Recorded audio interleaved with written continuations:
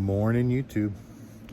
All right, guys, today we are doing tractor work. Yeah, I know I have no idea what I'm doing, but I've got about an hour and a half in and starting to get the hang of it. As you guys know, I have zero experience running a bucket tractor, but you know, YouTube, I probably watched about 20 videos on tips on how to use it. So I kind of had an idea going in what I wanted to do. However, it still wasn't that easy getting used to it, but I said I've been running it about an hour and a half now. I'm starting to get the hang of it. So I don't know how well the terrain is going to lay out on the camera. So you may not quite be able to see exactly what I'm doing, but let me flip around and show you. And of course, I forgot to do a before picture, but as you can see here, the road from there all the way across here looks fairly level. Now, this is asphalt right here, and this is just dirt over here. And right along this edge, if you can see, that's the edge running right there. There was a large trench that ran through here, and the water would run down the hill really fast and wash a lot of the gravel down the driveway. And of course, we had the big bump right there going onto the road. So it took a bunch of tries, but I kind of scraped some of the high spots off down there, filled the bucket a little bit, brought it up here, dumped it, then back drug it with the bucket in float mode, and just kind of leveled it out. And I think that came out pretty good for the most part. Down here is where the real big problem was. I don't know if you can tell, but even in this little area, where's my finger? Kind of right through here, it's still got a little bit of a low spot in the middle where that water runs off of the hill and down the driveway. However, you know, it's hard to just scrape enough off of the top to fill that. I probably need like another truckload of, you know, good road foundation, you know, like a crusher run or something to put in here to fill in all the low spots and work it down a little bit better.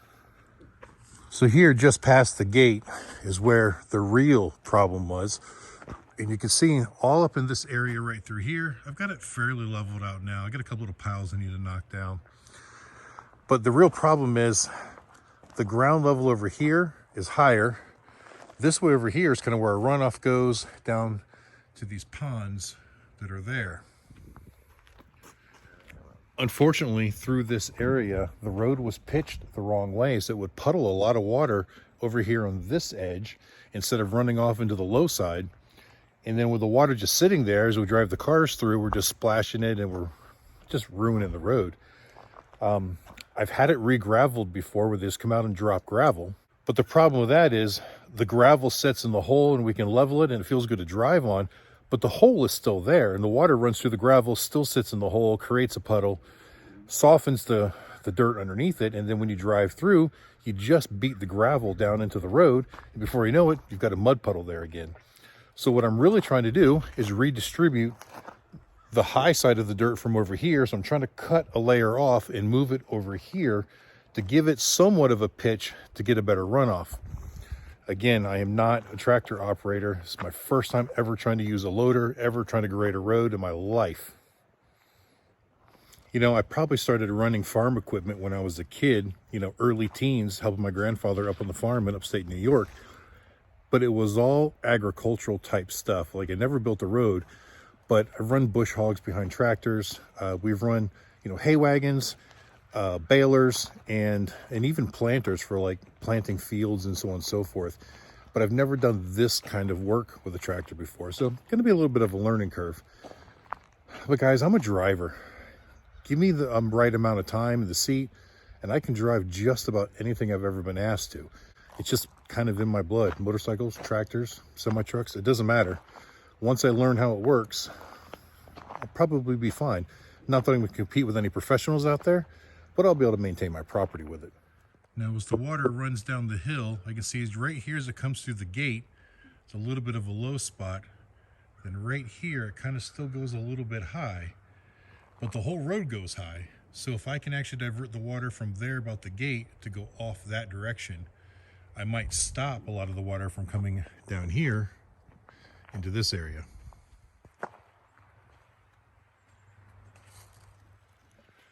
Well, another reason for taking a quick break is that I wanted to check all the fluids and everything on the tractor. Keep in mind, this is my first time operating this thing. We've only had it running about an hour and a half, so I want to double check the oil, double check the coolant, double check the hydraulic fluid, look for any what looks like fresh leaks, and just kind of learn the history of this tractor. So I'm letting it cool down while I record this. But I think we're gonna go check that, and then we're gonna come back, and I think we're gonna cut a little bit more out of this area right here to pitch it over this way into this ditch. And then I think I'm gonna try to knock a little bit more off of this high spot right here, and then dump that dirt over here on this side so that we get a little bit more pitch that way. I had just a couple of potholes right through here at first as well. But what I did is I was coming down from there with the tractor. You can see right there, that little dark area. That was just a high point kind of in the middle of the driveway. And I just kind of skimmed the top of it, dumped it in the hole, backbladed it, and it was done.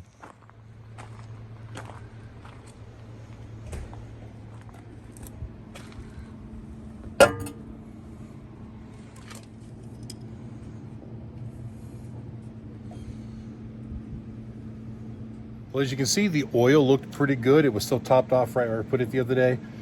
The coolant level was down though, and I've just got water in it right now, and sure enough, I've got a drip coming down there, so we're definitely leaking water somewhere. So that's something we're definitely have to look into. In fact, I can see this hose is rubbing right up against metal chassis. I forgot to tell you guys too, yesterday I put power steering fluid in it, put the wheels up off the ground, cycled it a few times, and today it's been steering great, so I'm really happy with that.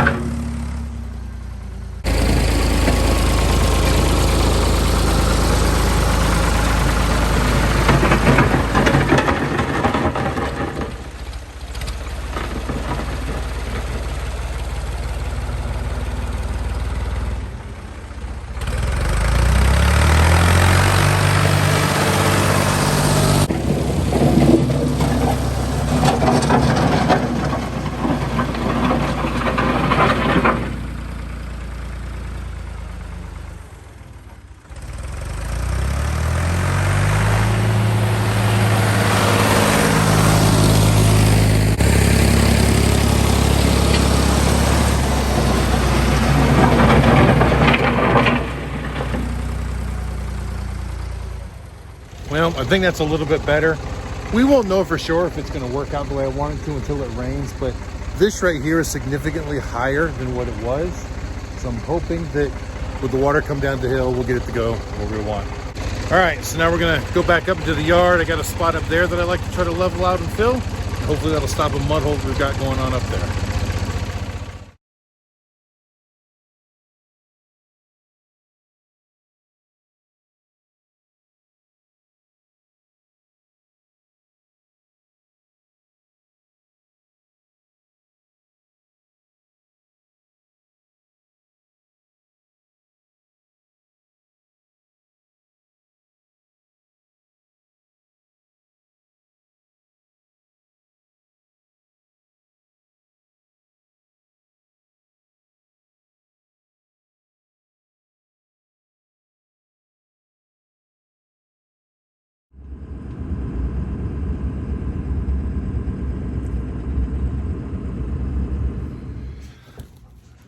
All right, guys, so it is actually the next day, and you saw the temperature gauge there. I left this morning about 8 o'clock to go to an appointment, and yeah, it was only 8 degrees out this morning.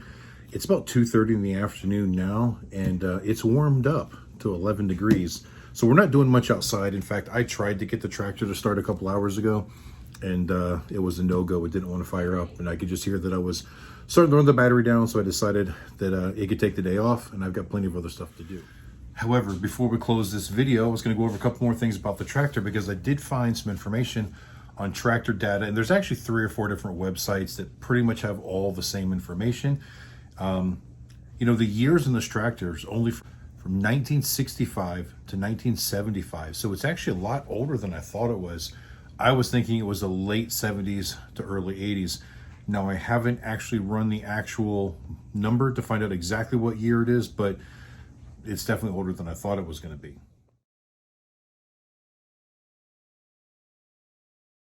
And as far as the engine goes, it is a 3-cylinder, 3.3 liter diesel. So it's showing that the net horsepower on that engine is about 55.3 horsepower with a 58.2 horsepower gross horsepower rating. Some of you mentioned in the comments that it's a Perkins engine, but from the best I can tell, everywhere I find where it lists the engine manufacturer, it's listed as a Ford manufactured engine.